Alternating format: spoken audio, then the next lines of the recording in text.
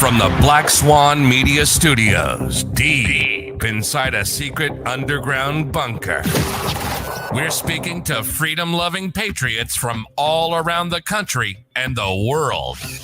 Welcome to the Resistance. This is John Crump, live. What is up, everyone? We have a very, very special show, and this is why we are on the main channel as well as the podcast channel. My name is John Crump, and you probably know me. If you're here, I'm pretty sure you know me. But today we are joined by a real patriot here. But before we get into our guest, we are joined by flyingRich himself, Richard Hughes, and Dark Mavis, DLD After Dark. What's up? What's up, guys? We're going to bring on our guest now. Okay. You all know him. His name has been synonymous with gun rights for years now, over a decade. Whenever you hear anyone talk about what is going on or reference something about the right to carry, right for a firearm, right for a firearm in the home, an individual right to bear arms, the Supreme Court case was Heller. Everyone refers to the Heller decision, right? So I figured, let's have the man himself, the gun dude, Dick Heller, make America free again. That's an awesome hat. Yes, with an 1851 Colt Navy revolver on it. Just about. That's my trademark. Nice. I like that. I patented it off of Make America Great Again. And I figured we really ought to have a gun on there. So that's me. Okay, now this is the corpus. So what's our topic today? You wanted to speak about what's going on with the Baltimore case. There's two Baltimore cases. My favorite at the moment, still in prison, his name is Alejandro. I think I need to twist my camera there. I didn't tired of standing on my head. Why don't you tell us what's going on with? Before we get into that, let's introduce you. I kind of did a little bit of a breakdown, but before we get into Alejandro, tell everyone who you are and what you do, or what you have done for gun rights. Gun rights. Okay, that's the most exciting thing to talk about. I like to say my gunfight started back in 1976 when I bought a gun kind of like the one on my hat. And 3 months later, DC said, "Oh, you can't have those anymore." So I had to throw it in the trash. Not happening, because this is my new piece of artwork. I was about 30 years old or so, maybe 40, 35. And so I wasn't throwing it in the Dipsy dumpster. And I wasn't going to turn it in. And they said, "Oh, you'll be grandfathered if you registered it." And I said, this is back before I knew anything about firearms. I just knew we had a Second Amendment. And I said, why would they want me to register it? Well, they might want to know where I live. Well, why would that be? The only reason could be, they want to come and get it. And so I pondered over that for a couple of days, and then I made a very intellectual decision about as Tarzan and grunt level as you can get decision. Ain't doing it. It was that simple. And I said, I have a brother outside of town in Silver Spring, a suburb, and I can just keep it there a lot of the time. And so I did. Love the hat, by the way. That's the organization. Okay. Yeah, GOA. And so it took 20 years of studying, and a lot of things had to happen. And finally, short version, we linked up with a guy that was on the Olympic shooting team and had studied law Actually, he had studied law and medicine in the combat zone of Vietnam. He went to went to part-time school there. So when he came out, he ended up being on the President's 100 shooting team. And then when he came to Washington and we met, he realized, he said, I'm living in the capital of the freest country on the planet, and I can't have my guns. I told him, no, you'll get arrested. We'll all go to prison. And the saga just continued. So he ended up going to full-time law school. And when it came time to graduate, he wasn't interested in going to the graduation ceremony or getting his piece of paper. He just wanted the knowledge to be able to bring a gun case. So I had the gun, he had the knowledge, and we teamed up, my tenacity and his tenacity. And well, we have ultimately linked up with Cato Institute, and there were 6 of us. And the part I like about it is there's a story there going through the court system, but the part I like is a judge that wasn't particularly fond of guns. He said, I had gone down to try to register my firearm and got rejected. And he said, Mr. Heller has exhausted all administrative remedies. Therefore, of the 6 people, Heller has standing. So the case got changed from the original name to Heller, and we went to the court. And I don't call it the Heller decision. I only refer to it if I refer to anything else, it's by accident. I only refer to it as that magnificent Justice Antonin Scalia decision. Yeah, because he's the one who wrote the decision, right? He's the one that wrote the decision, and I'm not on an ego trip. So yeah, well, that works. That works. All right. So how'd you get hooked up with GOA? Well, everybody in the planet, I think, is a member of NRA, and then I realized I think they started about sometime in the 90s when we were struggling to figure out what are we going to do to own a gun in DC.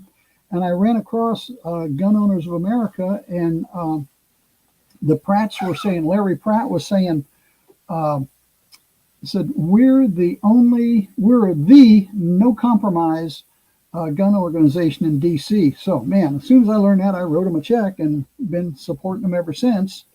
And then somebody, I had to work with somebody, so we joined. They invited me in, and we'll work together on. I think we're working on Heller 6 and 7 now, actually, gun cases. Yeah, but people don't realize that there's Heller 1, Heller 2, Heller 3, Heller 4, Heller 5, and now Heller 6 and 7.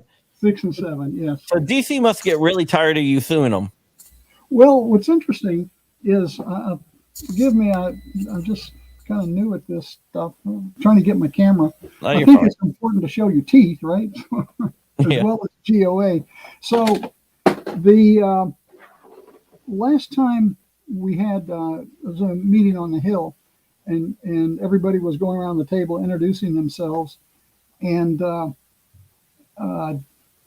met a lot of congressmen there, and then when it was my turn, someone jumped up and says, the gun dude here doesn't need introduction. We just call him Gun Dude Emeritus. So it's fun, and it gets serious, and people know I'm serious, and that's why we're working on 6 and 7. I just heard about gun case number 7 today was offered to me, and I said, hey, I think I can find some more people to make this a class action against DC. So can you say what 6 and 7 are, or no, not yet? Sorry? Can you say what Heller 6 and 7 are going to be about, or not yet? No. You don't want to. You don't want to jeopardize anything, which is understandable. So you all have to wait out there. I will be reporting on it once it breaks. Once we can say something. If I summarize, Heller 1, that was the right to carry in DC. Is that correct? Right, That was simply the right to own. right to Oh. own a gun. That Oh, was okay, one that wow. established before. There wasn't really a case that established that the right to bear arms is an individual right, even though I believe Mhm. that it always has been. But it was never, the Supreme Court never actually said that until Heller won. Well, I think it's important to Own. distinguish Actually, that it the was first ownership. It was strictly just the one first 10 element. amendments, Yeah. 9 of them refer to the people, and the second refers to the militia. Because that's just an obvious, distinction. Yeah, he's being facetious there. How like they were like, oh, all these apply to the people. Just this one doesn't apply Yeah, to the this people. one, the Second Amendment. That's the militia. The other 9 apply to the people. Yeah, the, that is the anti-gun thinking. Right. so, Dick, I guess of the many things, and I was just like, what can I ask Dick Heller? Do people get mad when they find out who you are? And not us. We're all happy for you, but do the gun grabbers, the Bloombergs out there, get mad when they see you? The most I ever got was once I heard a swear word in the last 15 years. Oh, okay. So they'll give you icy stares. And that shooting up in New Jersey today of that Republican Congress lady, it just makes you pause and say, geez, maybe I should carry a little more often in DC, because you don't know where the space nicks are. Mm-hmm. Mm-hmm. The deranged. And it could be that all they have to do is say to somebody that's mentally deranged is, I work right next door to a homeless shelter, and it's just people laying on the sidewalk all day long with drugs. Oh. And if somebody walked up and said, here's a gun and $20, go shoot that person, it'd be that simple. You could get blown away. If the guy could hit you, if the person could hit you with a gun, Yeah. But that's another story. So you just always have to be, it's called situational awareness, as the whole audience knows. Oh, yeah. Yeah, So, exactly. Yeah, may I back up? Yeah, I have a friend that you might know, Brian Wren, who also is in yes. DC. That was the second step up the ladder. I Yeah. actually wrote a letter to the reason I knew I had to link up with somebody is I'm a cop. They give me a gun and a badge and a bulletproof vest and a power of arrest. I'm a full-blown cop, just not for MPD. So I wrote a letter to the DC government, the mayor and the armorer at the time, and I said, Dick Heller, I'm a special police officer, and I carry a gun all day, and here's my own private gun, and I'm going to start carrying it. Okay, please tell me what forms I need to fill out. And the armorer wrote back, oh, no, you aren't, kind of thing in diplomatic government talk. And so I had this letter, and I didn't know what to do with it. And 2 years later, Brian, he knew what to do. He and George, his lawyer's my current attorney, and we're good, all good buddies. And so they went down and filed the case, and that could have been Heller too. But it was the next step up the ladder. First, you have to be able to own a firearm. And then Brian's case was you don't want to carry the firearm. And then they started saying the next step up the ladder was, here's what you can't do. And okay, well, we want to do some of those things. Okay. And so we're up to case 6 and 7 now are in the works. The second and third case were the 16 elements that after the magnificent Scalia decision in June, the city came up with 16 elements immediately. So they had a backup plan. So 1 month later, the legal team, we had to go to court again, and it stretched out over years. And they were split up into Heller. We challenged the 16 elements that they threw up as no-nos. So for the next few years, they had to split it up. And one of them was an AR. So that was Heller 2. and Justice, there was, who was the justice? My brain scrambled. Wrote a dissenting opinion on that you could have an AR, and so then Heller, that was 2. Heller 3 was like 13 or 14 of the other issues, and Heller 4 was, gosh, I can't even remember Heller 4 now. You sue the government so many times you forget. That's kind of Yeah. That's crazy. Well, trying to keep up with everybody's, everything in Bruin and all the other states, and concealed carry started in California. There's a lot there. So if I don't have my notes in front of me, I'm not able to answer a lot of questions. yeah. One of your cases involved the right to build a firearm, right? Oh yes, that was number 4. That was number 4. Yeah, the right to build a polymer 80. That was so simple. See, what you have to have is evidence. And so I had my buddy down in North Carolina. I had him ship me one. I purchased it, and he shipped it to me. And let's see. Oh, he shipped it to the FFL, Nova Arms on K Street. And they said, hey, this is not a gun. What do we do with it? So they called the chief of police, and they said, no, you can't register it. Send it back. So I paid for the shipment up and the shipment back.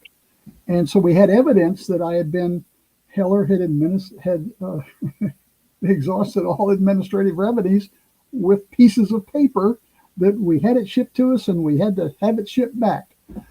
So that was evidence we'd been rejected, and we took it to George Lyon, wrote up the complaint, and they just said, okay, I don't remember what it was. It just, okay, you can keep your gun.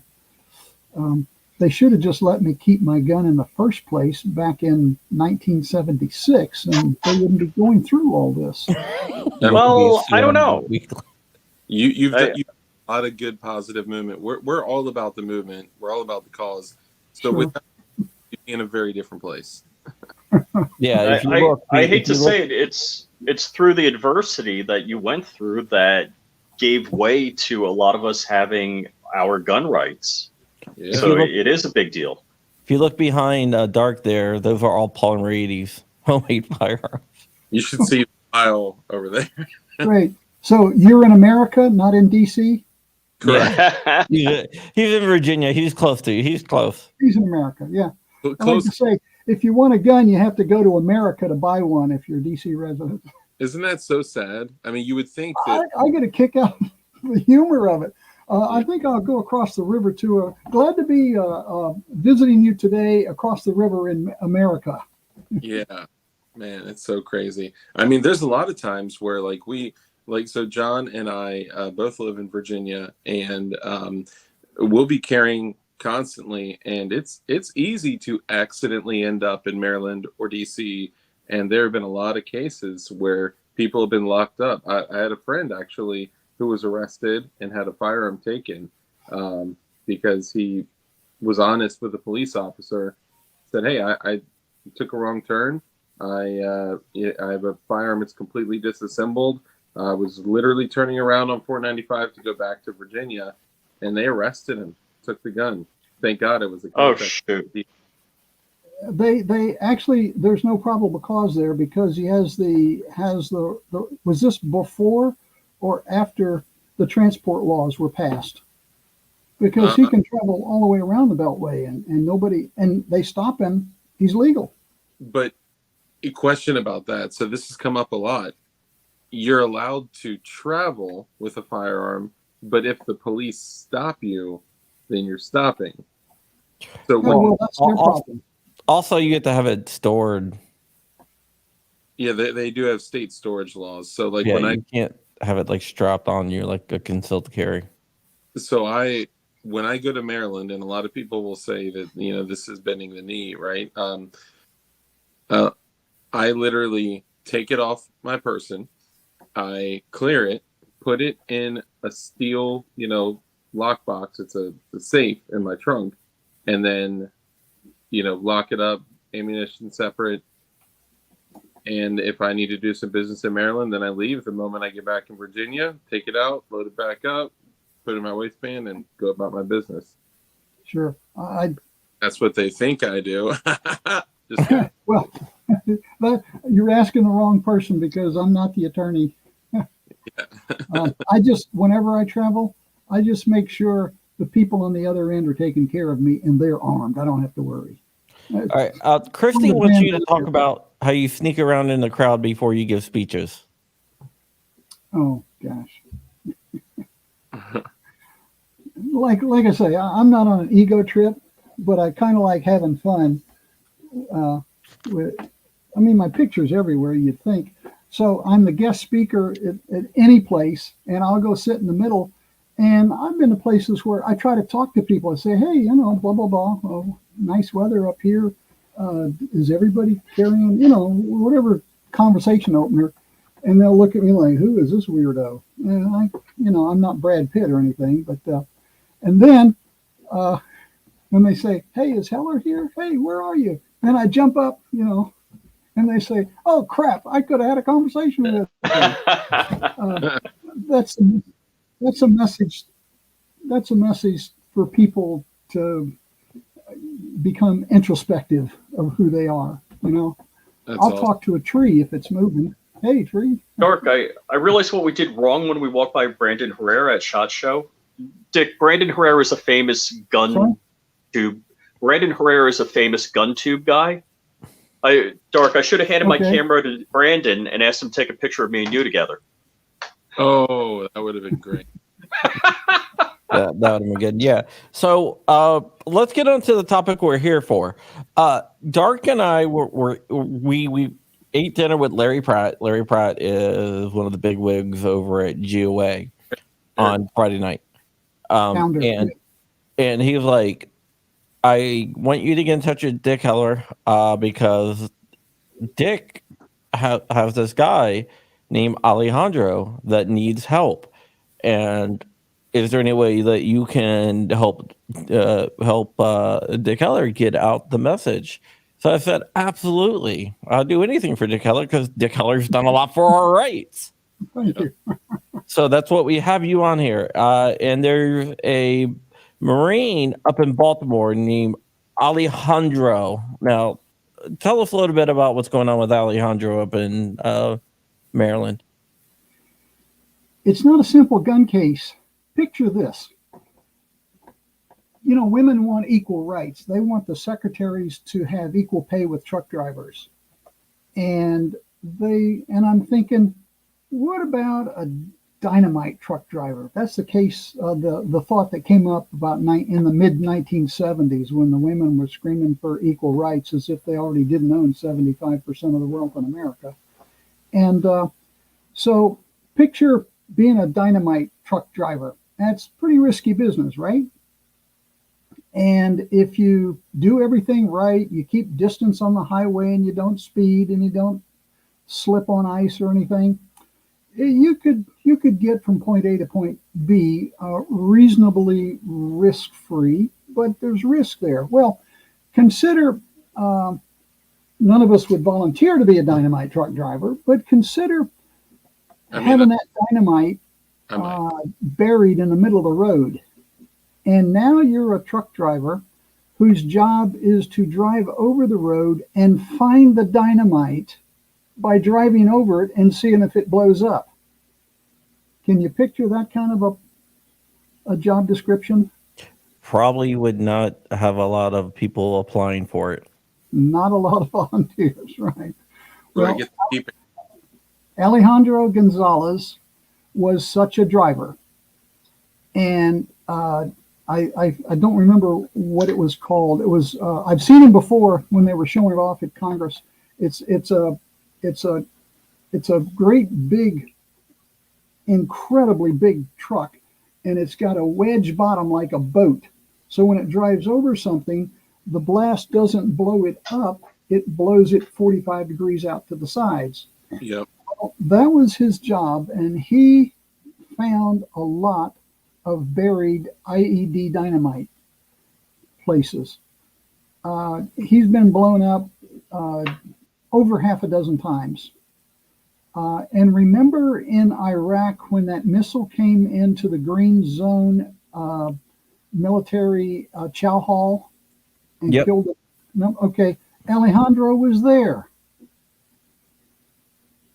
Don't get me crying now. This guy has seen some action. People were dying all around him. He made it out. So finally, when he came back stateside, that's the kind of guy he is he's the dynamite truck driver. When he came back stateside, he's got 2 kids and a fiance from Georgia, and his mother lives in Baltimore. So they drive. You want the short version or the long version? We got about 45 minutes, so give us the long version. Okay, we'll make it medium version. Medium version, there you go. Okay, so they drive from Georgia outside Atlanta to Baltimore, and they're visiting his mother in an apartment building, and the guys upstairs are crooks, criminals, drug dealers, and gangbangers. So the guys upstairs were disrespectful to his mother, and Allie's a Marine, right? Hey guys, could you show a little more respect to my mother? And one of the guys said, "Don't you move. Don't you go anywhere." And Allie comes from Atlanta. He was sort of street savvy. He says, "Oh gosh, this guy is going to call his gang." So he packed his, and Maryland has a duty to retreat law. So he packed his family up, his 2 kids, his fiance, and his mother didn't quite make it to the car, but she was a registered nurse, and she had a registered firearm by her front door, which Alejandro grabbed on the way out. And he's just about got the car packed up, ready to do a total retreat out of Baltimore. And the guy comes out of the apartment building carrying a chair. The apartment is on a slight incline, maybe 30 degrees, about 50 yards front yard. The guy comes out. He says, "I told you not to go anywhere." The bad guy smashes the chair on the ground, on the concrete in front of everybody, picks up a leg, which is now a club with a pointed end on it. And actually, today is the court day. February the 3rd is another hearing day. The lawyers told me probably nothing's happening today there. Don't bother to come up. So the bad guy is running down this incline towards Allie. He says something like, what's he going to say? "I'm going to kill you." Allie plugged him 3 times, threw the gun down, jumped in the car, and took off to Georgia. Got his kids home safely.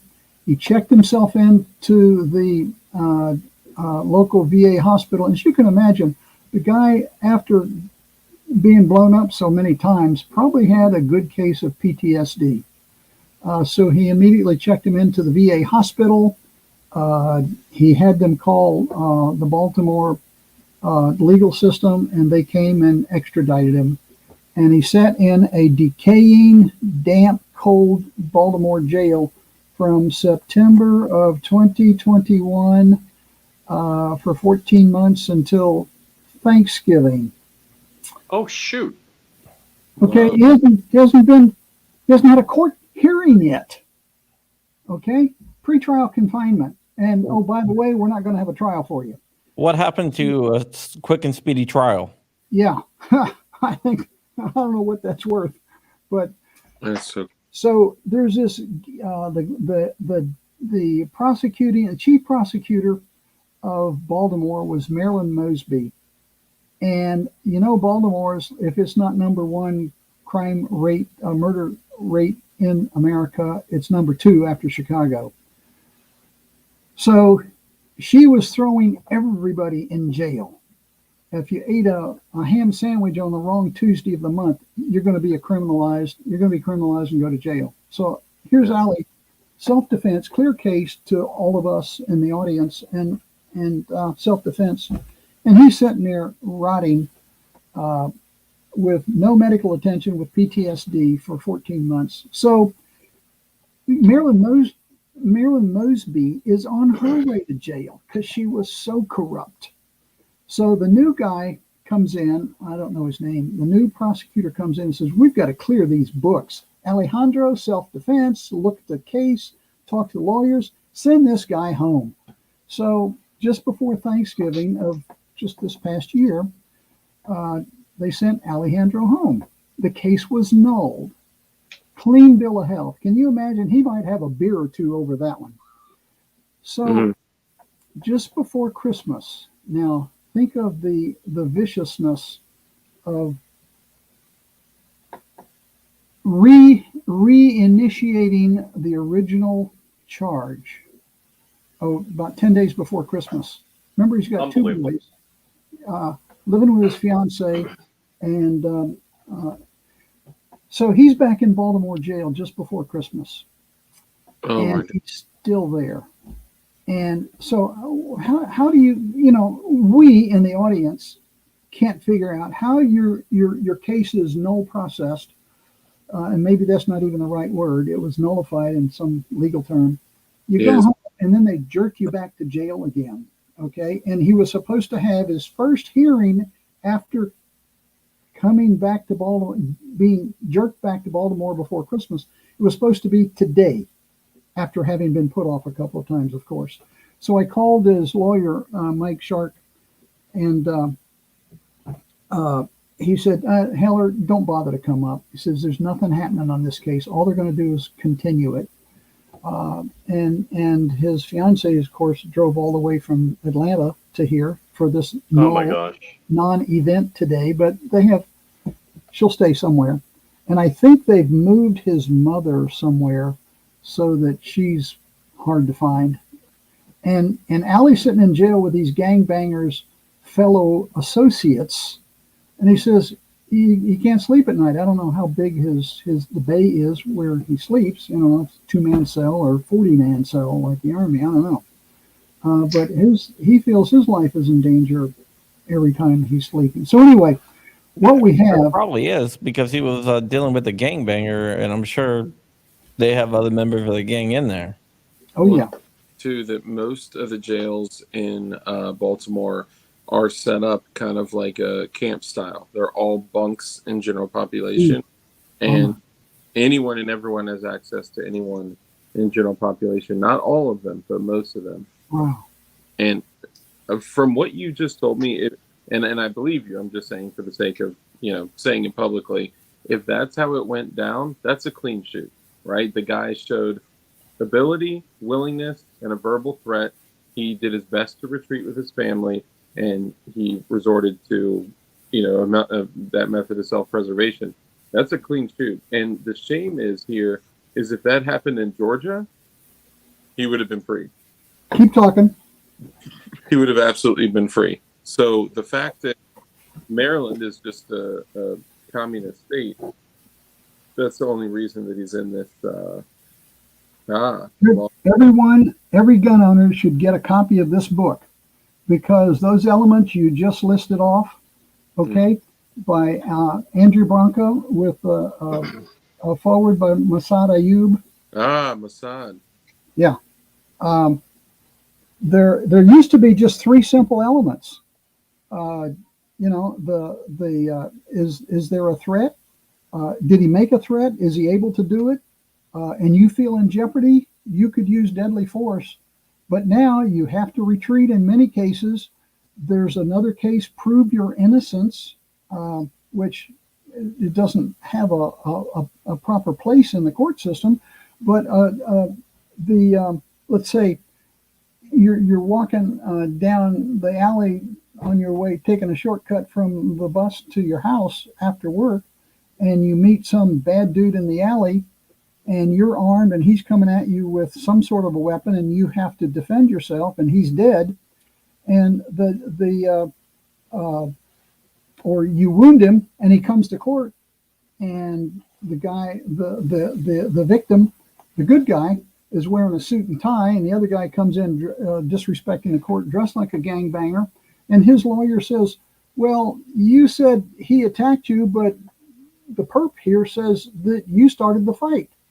So how can you prove your innocence? whoa, and there's no witnesses, that's a hard one to overcome. Wow.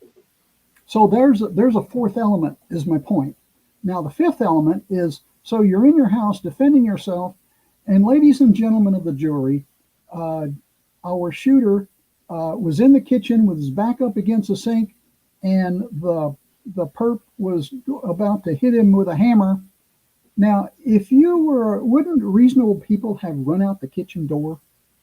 You know, and all they do is make that besmirching statement, and it establishes doubt in the mind of the jury. So now we have the fifth element. Instead of just three, you have to go through a tripwire of 5 elements to get off. And I think that's where Allie is. He's stuck in that mess. So what you do is we've set up a give, send, go, and it's called /justice for Alejandro. Yeah. JANDRO. Yep, I've been sharing it in the chat, and also we are going to roll a scroll at the bottom so everyone can see it, Nice. and put up another banner. There you go. And what I found is apparently the capitals on Justice and Alejandro, for some reason, aren't important. You can have it capitalized, not capitalized. On my own website, mine wouldn't work if you had a capital P. Heller Foundation /Patriots, you'd see Alejandro's picture, but you had to have a small letter P. So if you just go to Heller Foundation and click on Patriots, you'll see him listed there also, along with Angelique Gomez from Uvalde shooting. I'm going in, cops, and get my boys. So I'm not familiar with that. Which one is that? So Uvalde, the school shooting, where I think they put the lady in handcuffs. You know, she said, "Well, if you're not going in, I'm going to go in and get my boys." Yeah. Go to Heller Foundation or Heller Gun Case.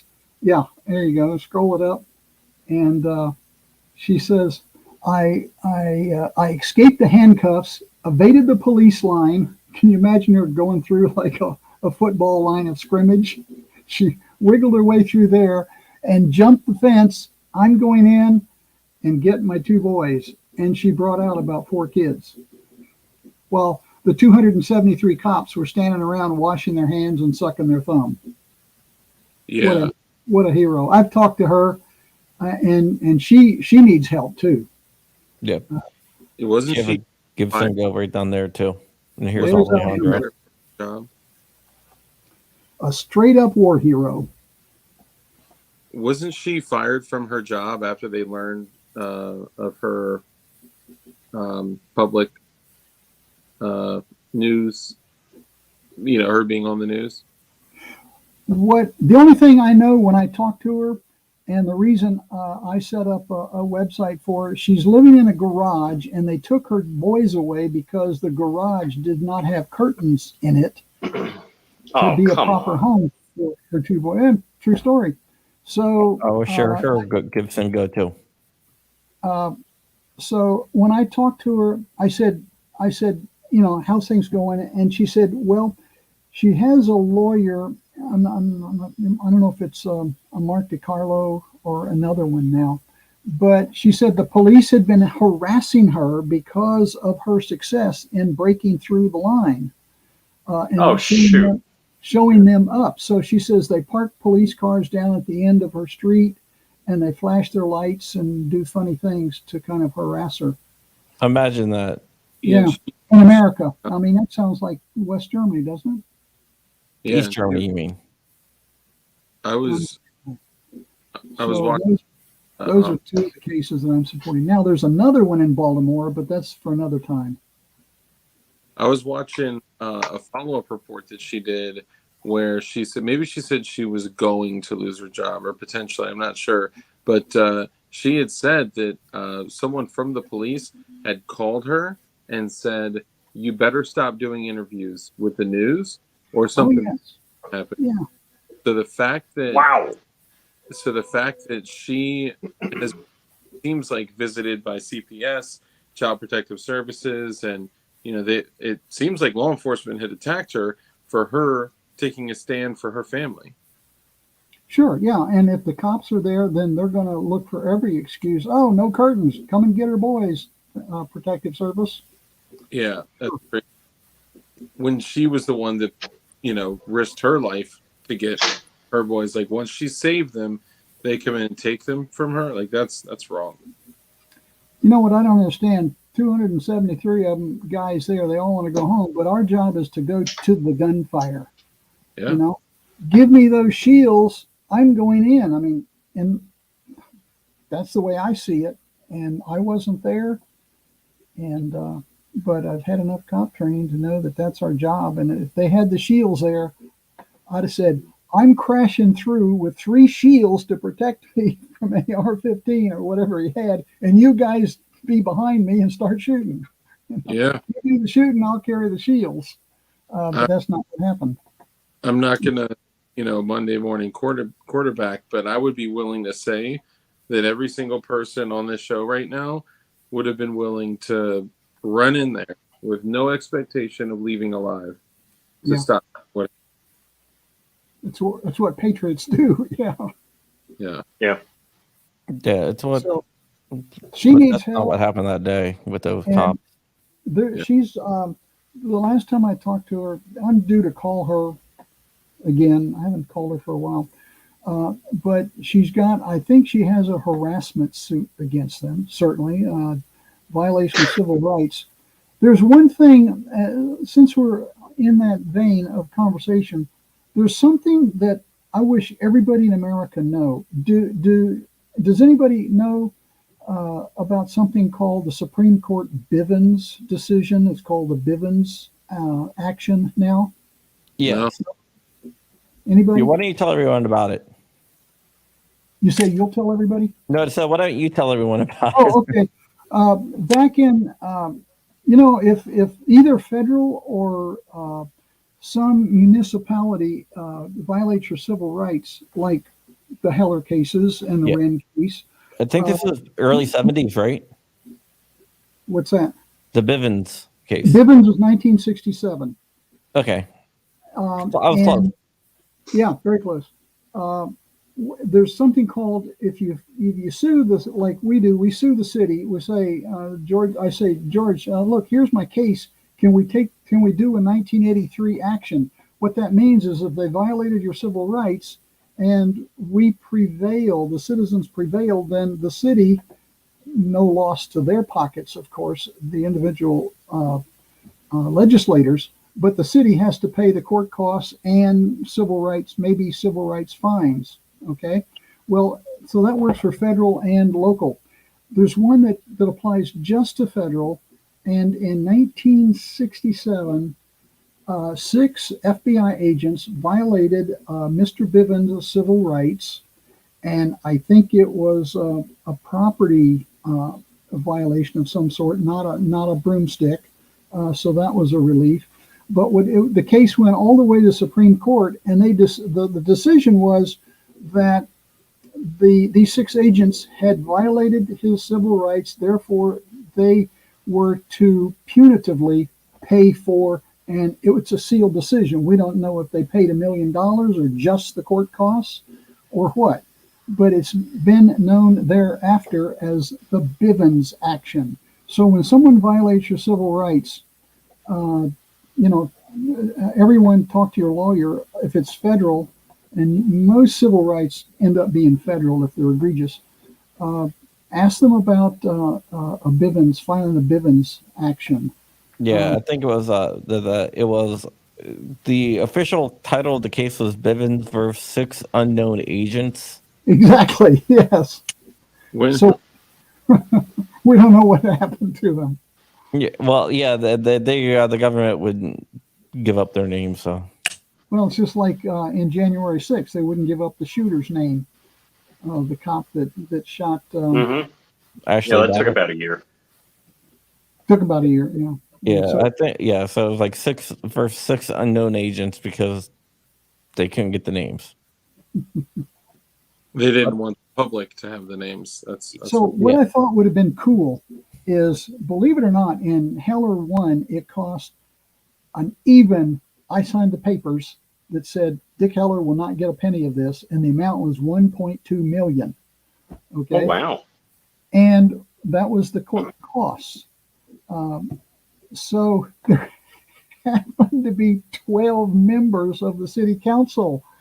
And to this day, I fantasize suing their asses, because if we would win, and they would have to pay the court costs out of their own pockets for writing the legislation that violated their civil rights, one of their paychecks would have to be short $100,000, each of those 12 members. That would be so cool.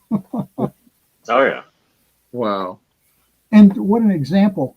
We would not have needed, I didn't learn about Bivens until just a few years ago, but if we could have done that, and if it would have worked, guess what? We could have eliminated about 450 follow-on court cases across the country. Yeah. When they put their money on the line, it seems like they're not as willing to violate people's rights. Yeah. That's crazy. So, how many followers do you have right now? Like a little bit over 100, but we have like 40, like 40-ish thousand total. Plus, we're just 3,000. Interesting number. Around 50,000 with all of us. Okay, if everybody 54. sent Alejandro just $1, okay, that would be $50,000. That's the amount of his startup lawyer fees. Wow. So and now not everybody's going to hear this, so if the majority that hear it ponied up just $10, we could get him probably out of jail, because it's just what a horrible thing. They just put him through the grind. And I talked to Mike Stark just like Sunday. He called me. We talked on Sunday, for heaven's sakes. It's that important. He said when the case eventually goes to court and we raise the $40,000 so the lawyers will walk in, the other lawyers, he says he'll walk right out of court cleared. But it takes the $40,000 to get there. Yeah, it's kind of sad how that is. Yeah, That's crazy. There was a case called the auto key card case, which we've raised a lot of money for Matt Hoover, who is CRS Firearms. Well, they charged Matt Hoover with conspiracy. One of the reasons why they charged him with conspiracy in that case is because he was raising money for the guy that was charged. So, like, well, you can't use that money. It's conspiracy for helping you. Yeah, that's those guys that charged him. That's false. I'm sure there's a word for it. Is it slander? Is it libel? Is it false arrest? Did they actually arrest him? I mean, those guys should be shelling out of their pocket for what they did. False charges. He's still going to trial. They're charging him with a felony. Yeah. Well, so. And all he did is what we're doing today, right? Well, no, he also he took advertising money from a company. Could be advertised. So the same company. Yeah, so it was like totally legal. He was advertising it. So they said, "Hey, you advertised for this company, which drove traffic and got them sales. We believe that company was doing something illegal." And once that company got arrested, then you started fundraising for them. So we're charging you with conspiracy for everything, for advertising for them, and because you tried to help them. So while before the guy got arrested for the auto key card, Matt had sponsored videos. Once the guy got arrested, he didn't do any more sponsored videos. So while the product was legal, still technically it has been proven illegal because the guy hasn't gone to court yet. Mm-hmm. But Matt stopped advertising, just good conscience, figure, hey, they busted him like for each video that he did sponsored. It's kind of like if I just said, hey, tack knives, get the tack knife. Then all of a sudden they decide the knife is illegal.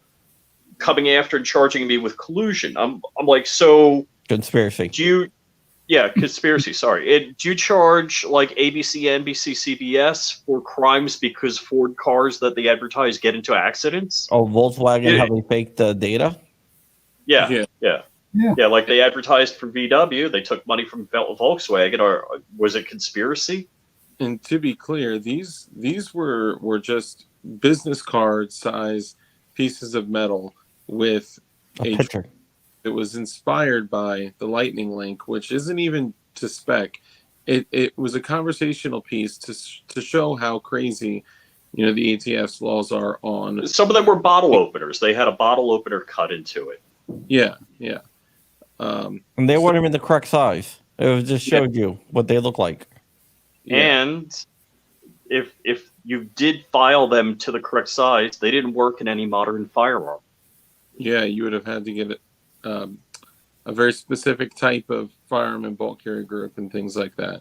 So it's honestly, in my opinion, more of a First Amendment case than case. But I mean, obviously, it includes both. The problem is that now the prosecutor gets to say he was conspiring to illegally sell machine guns, and it just sounds so bad. But it couldn't be further from the truth. The other thing. The first week of November, he called the ATF, and there's about 15 seconds of it on camera. The ATF said that is not a machine gun. Yeah. You're okay. That's a totally legal product. Now, then they're like, oh, we were just kidding. We were mistaken. Yeah, we're just kidding. You're under arrest. Yeah. So I'm going to FOIA the ATF for the phone calls. We'll see how well that goes. Yeah, it's kind of ridiculous, right? But yeah, I don't really have any love for the ATF, and I can guess what your love for the ATF is, Dick. Well, I'm working with members of Congress, and we have control of the Oversight Committee now. And the ATF, hopefully they'll be looking for jobs soon in the real world. Right? Hopefully. Yeah. You go to some of these dinners, like the Freedom Caucus dinners and stuff like that. Yeah, which is a lot of fun. Like you asked me about the last one, but the last one that that I could have went to, I was sick. So. And then there's all kinds of caucuses, gun caucuses, and there's no list. We just know who we are. Within Congress, we're working on it. Time for some general questions for you, Mr. Heller. Oh yeah, dude. The name's Dude, Gun Dude. Mr. Heller. Mr. Heller is some old man. I guess that's my father. But I but it doesn't sound so much fun as when we say we like the gun dude, as opposed to we like Dick. So No, we have any chance we get. The only time I use that is when I say DCV Heller. Have you heard of that case? Oh no. Oh, okay. I was telling Dick, last night John and I were on the phone with him, and my wife walks in. I put it on mute. I'm like, I'm on the phone with Dick Heller. She's like, who? I'm like, you're not my wife, are you? Yeah, like how dare you? Are we still married? my youngest just lost his second tooth. Yeah. Hope he finds it. Yeah. My daughter swallowed her second tooth. If he lost his tooth, he's old enough to shoot. Yeah, you might have to argue with my wife about that one. All right, so let's get into some general questions. Y'all are in Virginia. I guess you're probably in local Virginia, America. When I did a gun show up in West Virginia once, I was in a guy's booth, and all the kids come by. I talk to them. Nobody talks to kids. I talk to kids, and you learn a lot from them. So every kid comes up, and I say, hey, how old are you? 11. I said, when did you get your first gun? He says, oh, I got my first 22 yesterday or last year at age 10. And this little girl comes up in pink gingham, and those little what are those things called coming out the side of their hair? Pigtails.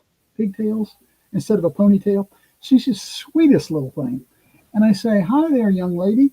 I said, are you here with these gun people? And she says, I like bows and arrows. Oh, really? Tell me about it.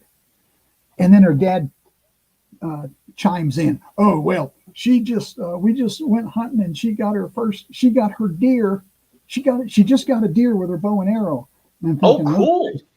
You can't do that with a gun. And she's 8 years old, see? So she turns around and says, oh, Daddy, tell him about last year. Apparently, she got her first deer at age 7 with a bow and arrow. Wow. Oh my gosh, that's fantastic. I told the guy that was running the booth, Mike. I said, Mike, listen to this story. He says, that's a 3-finger chuck. You know, he had apparently been following a deer for like 5 miles, just try to get within 500 yards of it to take an AR shot. Oh, How do you get enough to a deer with a bow and arrow 2 times in your lifetime before age 9? I don't understand. right. Yeah, that's crazy. But anyway, compare that to suburban Virginia or downtown DC. Well, Yeah. did you ask her if she was in her living room and just shot on the back porch, or Yeah. No, I was impressed enough. So I remember Oh. going to the Nation's Gun Show in Chantilly, and this is when I first got into guns, and it was not too long after the 94 to 04 ban had just sunset. So I was just getting into guns not too long after, and I remember seeing this Keltec P3AT, and it was a little more expensive than the other ones. I carried a Keltec P3 a decade in my pocket. They're great. And this one was a little more expensive. And I was like, well, that's crazy. And I looked at it, and it said it was a Heller edition Keltec P3AT, and it was engraved with the Heller decision. Did you know about any of those? No, they should have given me one at least, if not royalties, for heaven's sake. Actually, Yeah. I know the president of Keltec, and the conversation never came up. That's funny. But that's So another George story. never George Kilgren never told you anything about it. Yeah. I'll have to look that up. I guess that will stick with me. it could have been. What I like about Keltec is their MP30. Most people don't know this. What's your favorite caliber to carry? I carry a 9mm. I carry a 9. 9? Okay. 9? Yeah. 9. And you? 9. 9. We're We're all nines. 9. I carry Dark and I both carry Glock 43Xs. Rich carries a SIG P365. What do you I carry, Dick? 22. A 22? But that's not the end of the story. All right, okay? let's hear the end of the story. 22 Magnum. Oh, It has, and I train people. It's not a Keltec yet. I train the ladies. My avocation is training lady shooters. I don't charge for it. That's my avocation. I start them out on a 22 because even Masad Ayub said the fastest way to lose a student is too big a bullet, too big a gun, and too loud a noise. yeah. So No, 100%. yeah. Yeah. So we start on 22, and then I tell them, I said, you probably won't like, when you go to a gun store, they'll probably try to upsell you to a 9mm. I said, you won't like it. So what you do is you get a 22 Magnum. It has 80% of the horsepower or muzzle energy of a 9mm without all the artillery noise and without the horrible recoil. Mm-hmm. And it just makes all the difference in the world. You have to be comfortable with your equipment. Yeah. I was given a gun once. Anyway, one of the guns that had my name on it was a 44 short barrel, and when I went to the factory and I shot it into the barrel, it damn near knocked my shoulder out of joint. And I couldn't believe it. And I'm going like, oh, no, you didn't. We better do that again. So I stiffened my arm, I braced my arm and fired again. And I gave it to the armor, says, I can't use one of these. Wow. So if I don't like something, And I'm a Screaming Eagle paratrooper at the age of 17. If I can't handle that, I don't expect dainty women to be able to handle that. So I did a lot of studying on it, and so I train them on my wife's 22, which happens to have a dual cylinder system, so you can take out the 22 short or long rifle cylinder and put in a 22 Magnum, and you go switch from your training gun to your self-defense gun. Yep. Oh, that's great. Have you ever seen this picture? Yeah, that was taken in Tennessee with my memory. Y'all have Pentium memories. Mine's 286. So Yeah, that was who Oleg Volk. Oleg Volk is the one Volk. Took that picture, and then someone drew off of it. My Yeah, favorite. I think Mitch Boyer drew off of it. Okay, my favorite picture is Nikki Gosser and myself. Nikki Gosser and stuff. Oh, I haven't seen that one. It's if you go to the homepage of Heller Foundation or Heller Gun Case, there's a carousel there, and her picture comes up. And we took a couple of pictures that day that are on my carousel there. Oh, it's on the Heller Foundation website? Yes.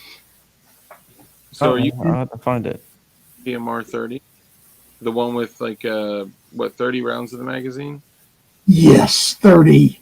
Nice. That's awesome. Yeah, sweet. And that's Magnum. That's Magnum too. Amazing. Mm-hmm. Pretty big gun, but yeah, it's a full size gun. Are you using like the CCIs or the Hornady VMAX with the little red tips in it, or what? What I've done, I've looked at a lot of videos, and it seems like the CCI, it appears to what I've seen, is the most dependable when it comes to misfires. Yeah. Does that sound right? It's the most dependable when you're shooting for no misfires. How's that? Yeah. I think the manual actually says to use 40 grain standard pressure CCIs in it as well. So I think that sounds spot on. Mm-hmm. Now, one other question I would have is, what type of gun control are you fond of? Two hand. A good sight picture? Yeah, Dick Heller works with GOA a lot, so that should show you what he. Right. Yeah, the only no compromise. I love it. Now, I have one question that typically causes a little discomfort. It's a little more. Is it machine guns? What's that? Is it machine gun question? Oh no, we could go there too. My question was thoughts on felons and firearms. Yeah. What are your thoughts on felons and their natural rights for self-preservation? Well, the system has to figure out what the level of good behavior they have to have fulfilled before they regain their full rights as citizens. I mean, I don't think they should be in prison and voting. So Right. they've lowered that barrier. Yeah, that's an abomination. And I don't know. I'm all I try to do is learn the laws and obey the laws. And it's like what's the geez, who's the first guy on my Patriots page? It'll come to me. There's one of my favorite pictures. Yeah, that's why I brought it up. The I first am guy on your Patriots page. You mean? Are you talking about? Oh, okay. You're talking about Mark. Mark Robinson. Yeah. Mark Robinson, when in his speech, I play that. It's on my Patriot page. He's the top picture, if you happen to notice, and a link to his "I Am the Majority" speech. And I listen to that from time to time. I am the majority. It just reinvigorates me. And that's a guy that went in with no preparation and went from school teacher, a factory worker, to school teacher to lieutenant governor in his first election. Guy is got to be awesome.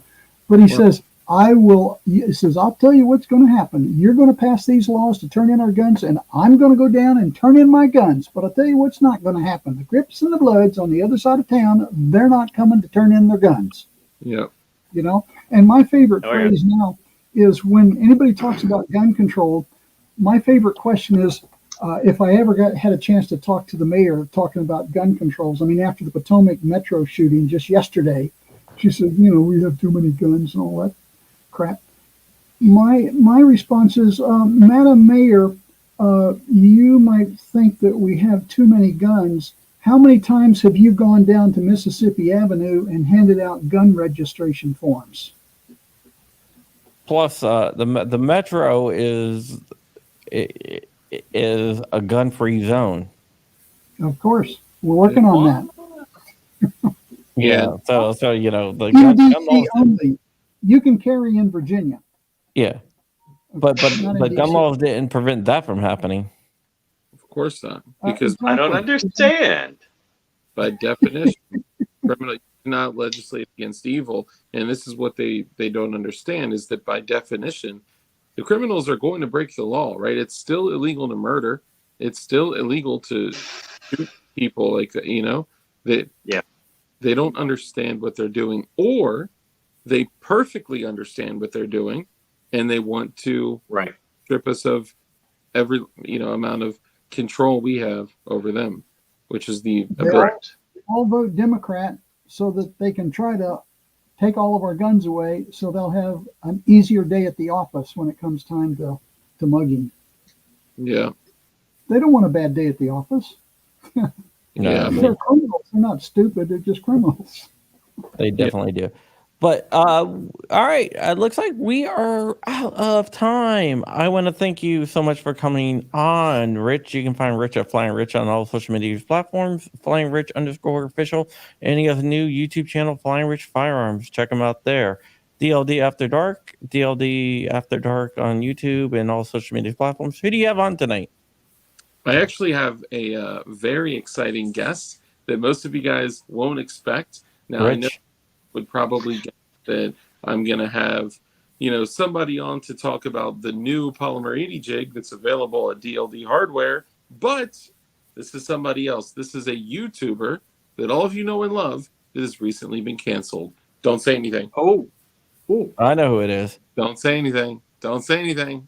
All right. And we have Dick Heller here. We asked you to go ahead and help out Alejandro. You can go to Justice for Alejandro, Gibson Go /Justice for Alejandro.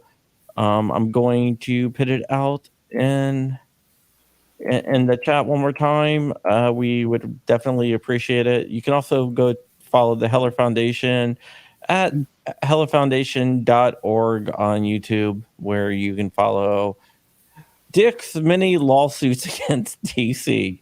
And let me just say, too, that I've been having conversations with Christy. Christy is just incredible. She is a remarkable You, sir, are very lucky to have somebody like her on your team. Oh, absolutely. She's a fireball. Yeah, yeah. So somebody I used to know, I know had a phrase, when someone's on fire, you throw gasoline on them. Yeah. Help them out. Yeah. All right, Mr. Heller, why don't you leave?